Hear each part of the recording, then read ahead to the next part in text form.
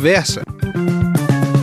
Olá, ouvintes! Estamos começando mais um Enfim Sexta, o nosso encontro semanal com análise crítica, progressista e popular sobre o que acontece em Minas Gerais, no Brasil e no mundo. Eu sou a Ana Vasconcelos e quem está aqui comigo no estúdio do Brasil de Fato MG é a Flora Vilela. Oi, Flora! Oi, Ana! E olá para quem nos ouve nos canais do Brasil de Fato MG no YouTube e no Spotify, mas também para quem nos ouve pela rádio. Hoje a gente vai falar aqui no Enfim Sexta sobre a interferência dos Estados Unidos no Irã, país que agora passa por uma intensa onda de protestos, e na Venezuela, que teve seu presidente sequestrado no início de janeiro por uma ação militar norte-americana. A gente também vai conversar sobre o que está acontecendo no Brasil, trazendo para a pauta as investigações que estão envolvendo o Banco Master e o Daniel Vocaro. Vamos falar também sobre a fake news do Pix, que está sendo novamente espalhada na internet, e sobre as perspectivas de atuação de Romeu Zema no próximo período. E para tratar de tudo isso, tá por aqui o Emerson Andrada, coordenador-geral do Sindieletra MG. Tudo bem, Emerson? Oi, Ana. Oi, Flora. Saudações aí para os nossos ouvintes, para as nossas ouvintes aqui do Enfim Sexta. Quem também contribui com a nossa conversa de hoje é a vereadora de Belo Horizonte, Isa Lourença, do PSOL. Oi, Isa. Oi, gente. Muito feliz de estar de volta aqui com vocês. E para fechar nosso time de hoje, tá por aqui o José Luiz Quadros, professor da Universidade Federal de Minas Gerais e diretor do APU-BH, o Sindicato dos Docentes da UFMG. Oi, professor. Opa, bom dia a todas, todas e todos. Satisfação estar aqui. Então fica por aqui que voltamos com essa conversa logo depois da vinheta. Enquanto isso, já vai curtindo o episódio, compartilhando com quem se interessa pelo tema e comenta por aqui o que você tem achado desse inicinho de ano tão conturbado. Brasil de Fato, uma visão popular de Minas Gerais, do Brasil e do mundo. Bom, gente, a conjuntura internacional segue instável e marcada por uma série de conflitos. Depois dos ataques dos Estados Unidos à Venezuela e o sequestro do seu presidente, o Nicolás Maduro, no dia 3 de janeiro, essa semana todos os olhos estão voltados para o Irã. O país do Oriente Médio tem enfrentado uma onda de protestos desde o final do ano passado, em razão de uma crise econômica bastante severa. O próprio regime iraniano vinha reconhecendo as manifestações como legítimas, mas o cenário se acirrou bastante quando episódios de violência passaram a marcar as manifestações. Ainda não se sabe ao certo a quantidade, mas várias ONGs apontam que muitas pessoas estão sendo mortas nos protestos. O cenário ficou ainda mais intenso quando o presidente dos Estados Unidos, o Donald Trump, deu declarações interferindo nas questões internas iranianas. Inclusive, vale destacar que ontem a Casa Branca também fez um comunicado oficial em tom de ameaça ao Irã caso os protestos continuem sendo contidos da forma como estão sendo contidos hoje. Pois é. E diante de tudo isso, José Luiz Quadros, o governo do Irã e diversos analistas estão apontando que os Estados Unidos e Israel, também ali na região, que são adversários históricos do país ali, do Irã, estão trabalhando para insuflar o caos em território iraniano. Assim como na Venezuela, o país ali do Oriente Médio, ele é rico, né, em petróleo e enfrenta sanções norte-americanas. Eu queria que você comentasse, professor, na sua avaliação, quais são os objetivos dos Estados Unidos com essa interferência? Pois é, a situação é grave, né? A gente está vendo o mundo inteiro, né, em ebulição e a questão do Irã. Bom, primeiro o Irã integra os BRICS, é um forte aliado hoje da Rússia e da China. E o que está acontecendo no Irã são as famosas guerras híbridas, né? Ou seja, quando se utiliza para desestabilizar a economia de um país, o governo de um país, para afastar um governo que é adversário, né, de alguma potência. No caso, quem tem feito isso de forma recorrente são os Estados Unidos da América. Se utiliza, então, mecanismos de guerra econômica, guerra comercial, guerra midiática, guerra psicológica. Como a gente pode lembrar aqui no Brasil, em 2013, quando começa a guerra contra o Brasil. Tem até um livro muito interessante, né, do professor da Universidade Federal do Juiz de Fora, né, que fala sobre a guerra contra o Brasil, quando então se aproveita de uma insatisfação, que sempre há algum tipo de insatisfação, para mobilizar as pessoas e depois direcionar, né, essa mobilização para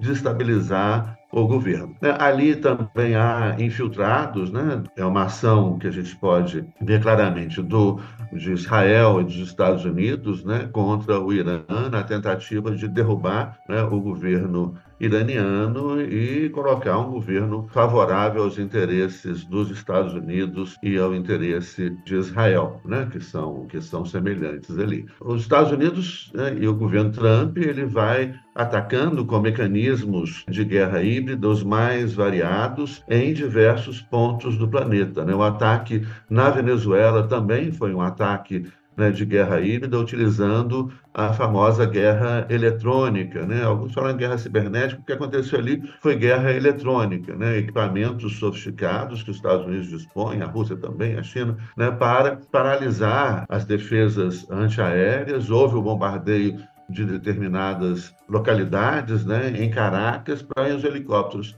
entrarem e sequestrarem o presidente Maduro. Então, o que a gente está vendo ali são ataques, né, de guerras híbridas na tentativa de desestabilização dos governos que são adversários dos Estados Unidos, desestabilização dos BRICS, o que já vem sendo também feito há mais tempo. Então, é uma guerra global, uma guerra híbrida global, ou seja, uma guerra econômica, uma guerra comercial, uma guerra eletrônica, uma guerra cibernética, uma guerra psicológica, uma guerra de informação, uma guerra midiática, e vamos nos preparando para isso, que esse ano é ano eleitoral no Brasil e a gente tem aí cada vez mais mecanismos sofisticados de inteligência artificial para fraudar depoimentos, criar imagens falsas, divulgar, né, mensagens falsas, e com certeza isso tudo vai ser utilizado aqui no Brasil. A gente tem que estar preparado para enfrentar isso aí.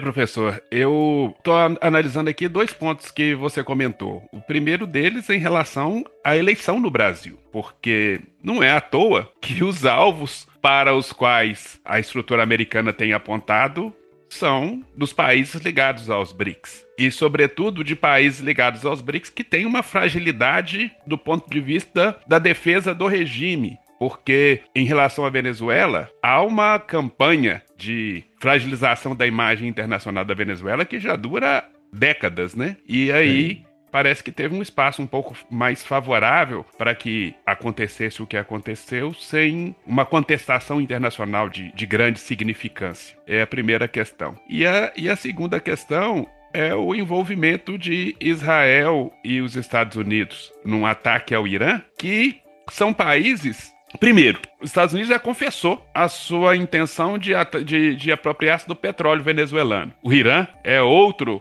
dos maiores produtores de petróleo do mundo. E segundo, Israel, principalmente nesse momento de sua história, reivindicar para si a posição de defensor dos direitos humanos do Irã é de uma ironia que chega a causar asco, né? Eles perderam a vergonha e qualquer limite, né? E, ao mesmo tempo, o Trump, né, ele assume o que ele é. Olha, é um pirata internacional assaltando, né, navios de petróleo, né? Quer dizer, antes eles procuravam ainda construir alguma justificativa, né, de defesa de direitos humanos, essas coisas todas que a gente sabe que é sempre uma enorme baboseira, né, por parte dos Estados Unidos e, obviamente, os caras de Israel.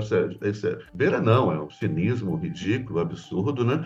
Mas o interessante é que o Trump agora, ele fala o que veio, né? Pirata, eu quero petróleo, eu quero garantir a questão da energia, e ainda soma um outro nesse cenário caótico internacional, onde há uma clara decadência, né, da Europa. Os Estados Unidos vai abandonando a Europa à sua própria sorte, os Estados Unidos ameaçando a Groenlândia, né? Então, isso aí, na Groenlândia, vem chegando tropas da Suécia, da França, né, da Dinamarca. A Dinamarca é a colonizadora da Groenlândia, né, temendo ali uma ação militar dos Estados Unidos. Então, ali é a OTAN contra a OTAN, né? Enfim, é um cenário caótico que mostra um cenário de fim de um sistema mundo. O que a gente está assistindo é o fim de um sistema mundo para tentar construir alguma outra coisa. Os Estados Unidos, um império decadente, mas um império decadente hiperarmado, né? Ainda é uma grande economia com muitas armas, com muita indústria bélica, etc., com muita capacidade de gerar o caos e atacar o mundo inteiro, né? Mas no desespero, vendo a sua decadência diante dos BRICS, diante da ascensão fabulosa, né, da China, que, por outro lado, né, e aí é muito interessante, os Estados Unidos têm cerca de 800 bases militares em quase 100 países. A China tem uma base militar fora da China. A China quer fazer comércio, a China quer a sua expansão comercial, né? Não é um império que historicamente tenha sido, né, um império de 3.000 anos, né? Ficaram 300 anos sem guerra. O que eles querem é comércio, né? Já os Estados Unidos é, sem dúvida, na história da humanidade, a potência mais violenta. Eles começaram uma guerra a cada 3 anos desde a independência deles. Então, vamos acompanhando esse mundo emocionante, né, em ebulição, em transformação radical. Vamos ver, né, o que vai dar e vamos, né, nos preparar para nos defendermos contra os ataques de guerras híbridas aqui no Brasil. Eles estão caindo, atirando, literalmente, né? Sim, estão caindo, atirando com tudo. É isso. Agora, eu sinto que esse contexto, assim, né, de guerra por petróleo que o Trump está abrindo, o que me chama a atenção é como as instituições internacionais não conseguem reagir, não conseguem impor nenhum limite, né? Às vezes me parece também que países com poder também, países europeus, ou mesmo Rússia, China, estão muito preocupados em defender a si próprio, né, defender seus países, mas não em frear esse ataque do Trump a países que têm petróleo, mas que não têm tanto poder, sabe? E isso é muito preocupante. As instituições, a ONU também está completamente sem capacidade de resolver, de gerir esses problemas, né? A gente precisa de uma reestruturação absoluta da ONU, que mostrou agora a sua incapacidade de resolver esses problemas. De fato, gente, é um momento complexo e ímpar, né, na geopolítica mundial. É importante a gente ficar atento, porque as coisas podem ainda se acirrar mais. Queria fazer um convite ao nosso ouvinte, o nosso Visões Populares Entrevistas, que é o podcast de entrevista do Brasil de Fato MG, desta semana também abordou esse tema. Conversamos com a economista Juliane Furno, que analisou os desdobramentos do ataque dos Estados Unidos à Venezuela, o cenário também de ebulição, né, que vivencia hoje o Irã e as interferências dos Estados Unidos. Conversamos também um pouco sobre a própria conjuntura interna dos Estados Unidos e como o imperialismo tem se organizado hoje. Se o ouvinte ainda não teve a oportunidade de escutar a entrevista, é só procurar Visões Populares no Spotify ou Brasil de Fato MG no YouTube, e lá vai encontrar a entrevista completa. E vamos ficando atento, porque um apontamento que ela traz é isso, né? Assim, nós não podemos encarar o que aconteceu na Venezuela ou o que está acontecendo no Irã hoje de forma isolada. De fato, a depender do desenrolar, né, dos conflitos nesses países, nós podemos ter um rearranjo mesmo na geopolítica mundial. Essa questão da Venezuela, assim, que eu acho importante, porque a ação do governo dos Estados Unidos, né, na Venezuela foi uma ação cinematográfica, quer dizer, repercussão, isso vai virar filme, etc. Foi uma ação assim, espetacular, cinematográfica. Mas, numa análise fria, eles não conseguiram o objetivo de derrubar o regime, de derrubar o governo chavista. Assumiu a vice-presidenta, né? Então, isso mostra, inclusive, uma capacidade limitada dos Estados Unidos nessa interferência. E não vão conseguir, tudo indica, também derrubar o governo iraniano. Então a gente precisa, isso mostra também um certo limite de ação, né, dos Estados Unidos com relação a isso, né? E assim, a Rússia, a China dá suporte, tem suporte econômico, suporte militar, que não serviu aí nesse caso, né, as defesas antiaéreas, etc. Mas a China está travando uma guerra econômica com os Estados Unidos e uma guerra comercial com os Estados Unidos. Então, assim, o império, ele tem seus limites e a gente precisa prestar atenção nisso. Nós estamos vendo aí, né, algo que a gente não imaginava, que é o fim do Império Americano. Sensacional. Quer dizer, mas isso, obviamente, eles vão, né, eles estão caindo, atirando, e vai acontecer muita coisa ainda. Bora organizar a nossa defesa, então, né, professor? Mas mudando agora um pouquinho de assunto, falando aqui sobre o Brasil, nessa semana, a Polícia Federal iniciou uma nova etapa da operação que apura irregularidades envolvendo o Banco Master, com possíveis fraudes, desvios de recursos e tentativas de interferência em decisões regulatórias.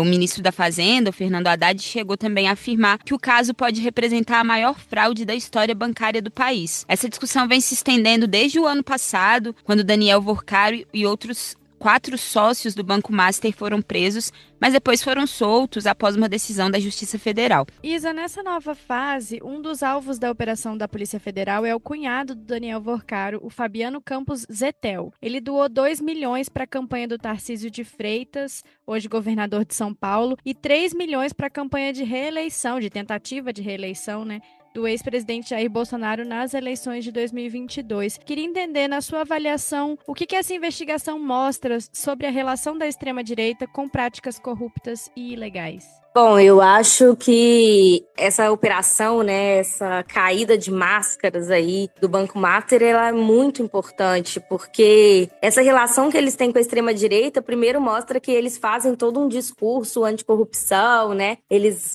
gostam de falar que o Lula é ladrão, que os petistas são ladrões, quando, na verdade, ladrão mesmo é quem está roubando o dinheiro do povo, né? Quem está aliado aí com os corruptos que enriquecem seus bolsos, né? Para eles, ladrão é quem faz política social, né? Para o povo, assim, garante recurso, garante comida na mesa do povo. Mas, na verdade, ladrão é quem tira a comida da mesa do povo para poder enriquecer seus próprios bolsos, né? Então, eu acho isso muito importante. Agora, eu acho também importante a gente ver como que esses bilionários, né, os bancos, eles têm uma relação muito intrínseca, assim, com a política brasileira. Então, a gente sempre fala que no Congresso Nacional tem o BBB, né, a bancada do boi, da Bíblia e da bala, mas também tem mais um B, né, também tem a bancada dos bancos, que tem uma profunda relação com o Centrão e com a extrema-direita quando o assunto é se enriquecer, né? Então também tem muitos políticos no Brasil, desde o Centrão e da extrema-direita, como está sendo revelado agora, que atua para beneficiar pessoas que cometem vários tipos de crime, né? Mas principalmente de roubar dinheiro das pessoas, cometer estelionato, de, no fim das contas, de fazer política também contra o recurso de um país, né? Porque é o recurso do povo brasileiro, então, que não existe, né? Que eles, na verdade, roubam, mentem. Acho que é até difícil de definir, assim, todos os crimes que o Banco Master comete, aliado aí com políticos importantes, como os políticos bolsonaristas, né? Então, acho que é uma possibilidade de cair a máscara deles, né? De mostrar qual interesse eles defendem, por que eles têm tanto peso na política. Porque eles defendem o interesse de uma elite que tem muito dinheiro roubando do povo. Eu acho, Isa, que nessa questão do Banco Master e de Daniel Vorcaro, está faltando um debate público sobre um aspecto dessa confusão toda, que é a utilização do esquema de fé, não só para o enriquecimento, mas hoje para a apropriação financeira da política brasileira. Porque o que está se demonstrando é que o Banco Master é a operadora financeira de um esquema político-religioso. E essa parte eu acho que tem sido pouco falado. A Igreja Batista do Lagoinha, da qual sai Daniel Vorcaro, da qual sai Fabiano Zetel, da qual sai Nicolas Ferreira, possui uma fintech, né, um banco, acho que é Clava Forte que chama, ligada ao Banco Master, ligada ao fundo do Fabiano Zetel, que inclusive está fora do ar desde que apreenderam o celular do Vorcaro, e que, no fim das contas, Fabiano Zetel doa 3 milhões de reais para a campanha do Bolsonaro, 2 milhões de reais para a campanha do Tarcísio e mais quantos milhões de reais para a campanha de sabe-se lá quem. É um grande esquema de financiamento de campanhas eleitorais que se utiliza de um esquema de arrecadação baseado na fé. O Clava Forte tinha como propósito amealhar a lucratividade a partir das contas bancárias dos fiéis, das pessoas ligadas à igreja. Uma igreja de popstar como é a Igreja Batista do Lagoinha. E com, talvez, um aspecto adicional.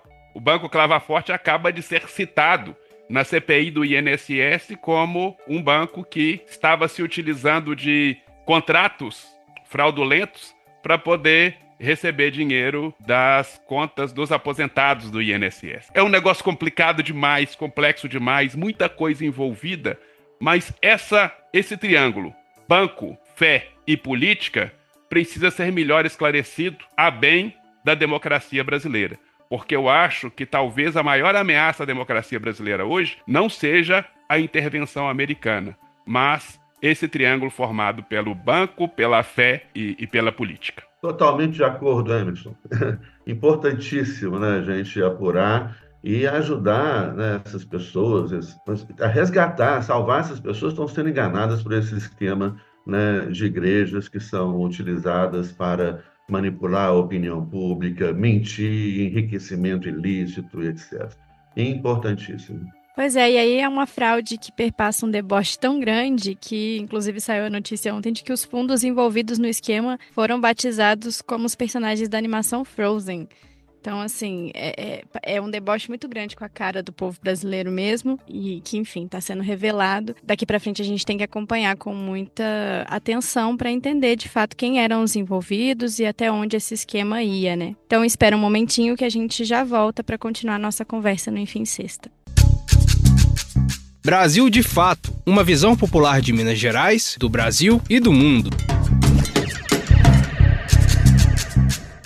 Falando ainda sobre práticas ilegais na extrema-direita, mais uma vez, a Receita Federal precisou desmentir acusações falsas feitas pelo deputado federal Nicolas Ferreira. Ele gravou um vídeo dizendo que o governo federal teria a intenção de monitorar as transações via Pix para fins de tributação. Uma fake news que já, desde o ano passado, recorrentemente, é levantada pelos bolsonaristas. Emerson, a gente estava falando um pouco sobre o lugar da corrupção, nessa atuação da extrema-direita, mas agora eu queria ouvir de você qual é o lugar da mentira na estratégia da extrema-direita e considerando, que a gente está em um ano eleitoral, como que a população deve se prevenir para não cair nessas notícias falsas? Primeiro, Ana, é importante a gente comentar do papel do Nicolas Ferreira nesse processo, né? Nicolas, ele tem se portado já há algum tempo como porta-voz, relações públicas desse poderoso esquema banco, igreja e política, e há, inclusive, pelo menos a gente tem a informação de que exista diálogos dentro da Igreja Batista do Lagoinha, de que o Nicolas estaria sendo preparado para, no futuro, ser o candidato das igrejas evangélicas à presidência da República. Então, é um ponto de atenção que a gente precisa acompanhar. Mas o que a gente tem percebido aí nos últimos tempos é que a mentira, nos últimos tempos a gente adquiriu alguns eufemismos, para falar da mentira. A gente chama de fake news, tem uma expressão técnica que chama de pós-verdade, mas a palavra correta é a mentira. A mentira hoje ela adquiriu conotações, ela adquiriu contornos que a torna quase indistinguível da verdade. É possível você criar um vídeo de inteligência artificial que coloque o professor José Luiz Quadros defendendo a extrema-direita. É possível fazer isso e para uma pessoa que não o conhece, fica indistinguível. Isso chega a ser assombroso. A forma como a tecnologia hoje é apropriada para poder criar relatos, criar narrativas e a total incapacidade dos instrumentos de regulação do poder público de evitar que isso aconteça. Então, nesse período eleitoral agora, nós vamos ver esse sistema, essa metodologia acontecer como jamais aconteceu na história da humanidade. Mentira, fake news, pós-verdade em processo eleitoral sempre foi recorrente, mas era muito mais fácil a gente separar a mentira da verdade. Era muito mais fácil, biblicamente, a gente separar o joio do trigo. Hoje a gente não tem tanto mecanismo assim. Então a gente precisa conhecer a fonte da informação para poder compreender se a informação é válida. Isso torna o processo de debate muito mais difícil. E, infelizmente, nós não temos visto nem o poder público, aí eu falo de governo federal, aí eu falo de justiça, sobretudo da justiça eleitoral, mas da justiça como um todo, se preparando para, pelo menos, dificultar a utilização desses mecanismos do processo eleitoral. E também não temos visto a esquerda se preparando para fazer esse diálogo e esse debate. E isso, para mim, é muito preocupante, porque a gente está deixando para o eleitor, o papel de separar o que é mentira do que é verdade. Se isso já era difícil no passado e muitos eleitores eram enganados, serão muito mais enganados agora que a tecnologia da mentira evoluiu de forma tão assustadora. Me preocupa muito, porque essa eleição desse ano, ela é uma eleição que, mais do que definir os próximos 4 anos, ela definirá, de certa forma, quem seremos nós para o futuro, talvez, aí dos próximos 40, 50 anos. E me parece que em determinados aspectos do debate, nós não estamos preparados. E lembrando, né, que a extrema-direita ela está retomando o poder, né? O caso aconteceu no Equador, na Bolívia, nas eleições da Bolívia, a responsabilidade, inclusive, da própria esquerda, que se dividiu absurdamente, no Chile, com a eleição de um nazista, né? A Argentina, com o Milei.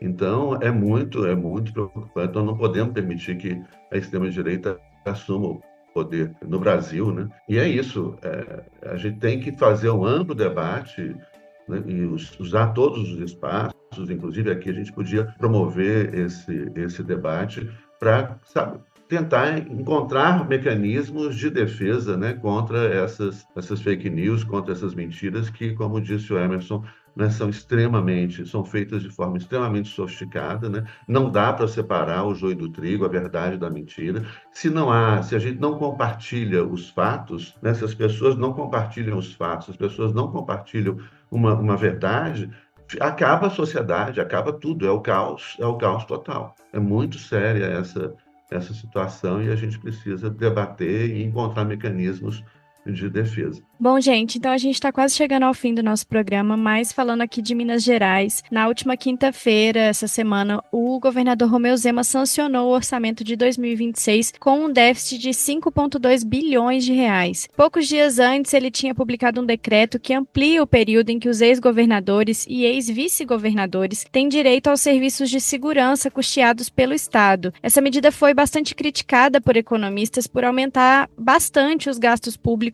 e favorecer diretamente o governador, que vai deixar o cargo em breve para concorrer às eleições presidenciais desse ano. Ao mesmo tempo, ele afirma que, entre aspas, né, arrumou a casa e organizou as contas de Minas Gerais, ainda que, na verdade, a dívida do Estado com a União tenha dobrado de tamanho e as categorias do funcionalismo público do Estado estejam com índices altíssimos de defasagem salarial. Na avaliação de vocês, queria entender, o discurso de Zema é contraditório com a prática do governo? E o que a gente pode esperar da atuação do governador nos próximos meses, considerando que ele tem objetivos eleitorais esse ano? Bom, Flora, eu acho que fica nítido que não tem nada de eficiência na gestão do Zema, né? Pelo contrário, tem um sucateamento dos serviços do Estado, né? Nós tivemos no ano passado uma greve heróica aí do Sindicema, né? Dos trabalhadores aí do meio ambiente do nosso Estado, denunciando como eles estão muito sucateados no seu trabalho, né? Muito precarizados, sem carreira, sem contingente de gente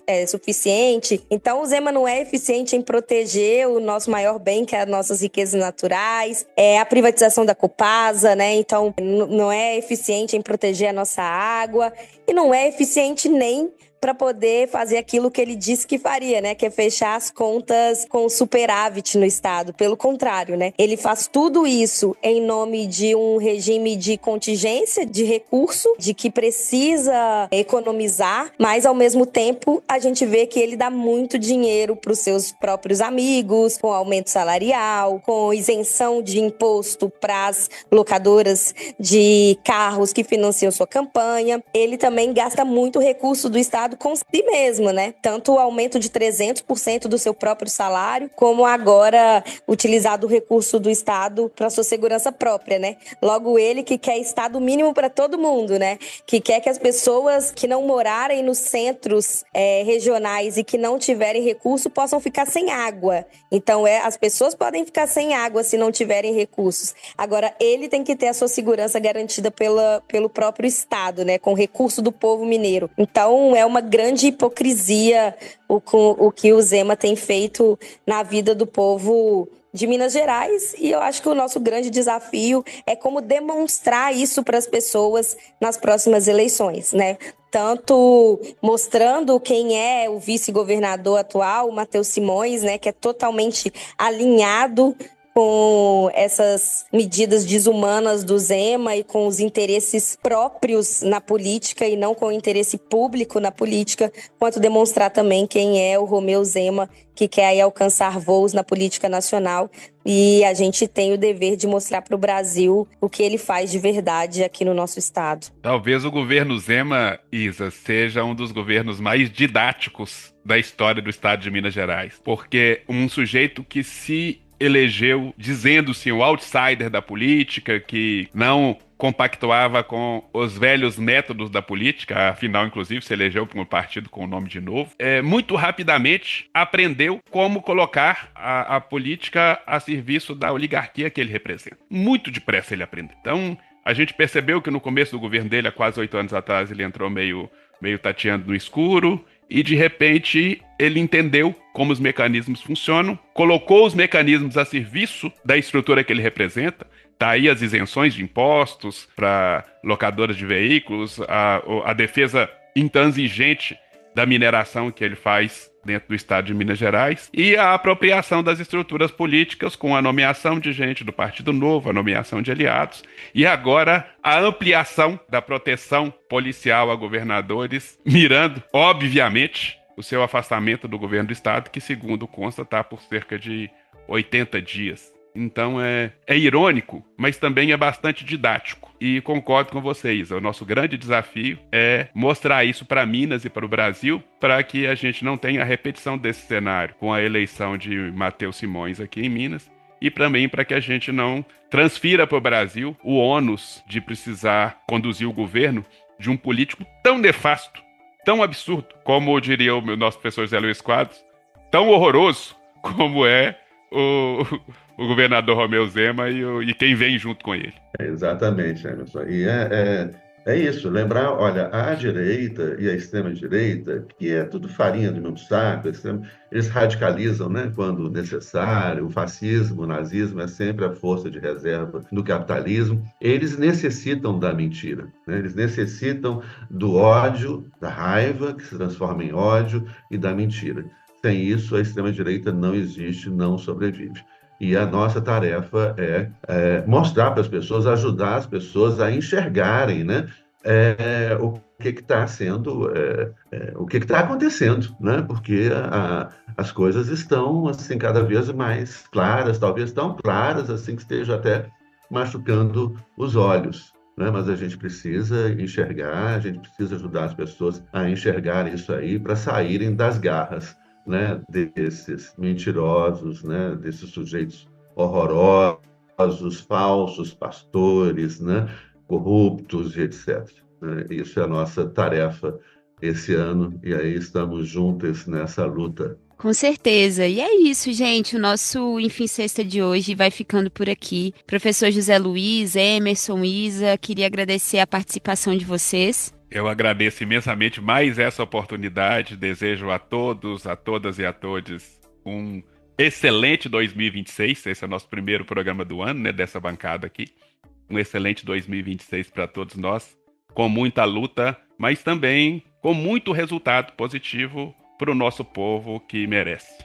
Excelente 2026 para todas, todos, né, satisfação, estamos de volta, estamos na luta, com energia total, como nunca, né, como esse momento do planeta e do nosso país exige. Estamos na luta. Gente, obrigada pela prosa de hoje. Eu aprendi muito aqui hoje com o professor Zé Luiz, com o Emerson, com vocês, Ana e Flora. E desejo que a gente seja vitoriosos aí nas lutas de 2026, né? Vem aí a eleição da Colômbia, vem aí a eleição brasileira e vamos de resistência do povo para barrar Trump e a extrema-direita. Com certeza. É isso, gente. Então a gente se vê na próxima sexta-feira no canal do Visões Populares aqui no Spotify ou no YouTube, na Rádio Autêntica Favela FM ou no site do Brasil de Fato MG. Se você está nos ouvindo agora pelo YouTube ou pelo Spotify, não se esqueça de dar 5 estrelas para o podcast, comentar por aqui o que achou do episódio e compartilhar esse episódio com seus amigos. Um abraço. E se você está nos ouvindo pela rádio, perdeu alguma parte do programa, quer escutar de novo ou mandar para alguém, basta procurar Visões Populares no Spotify ou Brasil de Fato MG no YouTube. Não se esqueça também de acompanhar o Brasil de Fato MG nas redes sociais para não perder nenhuma novidade. É só procurar @Brasil de Fato MG nas principais plataformas. Acompanhe também o nosso site www.brasildefato.com.br/MG. Até a próxima semana, um abraço. Encerramos por hoje, mas o debate não termina aqui. Na próxima semana, o Enfim Sexta volta com tudo para analisar os principais acontecimentos de Minas, do Brasil e do mundo. Até lá!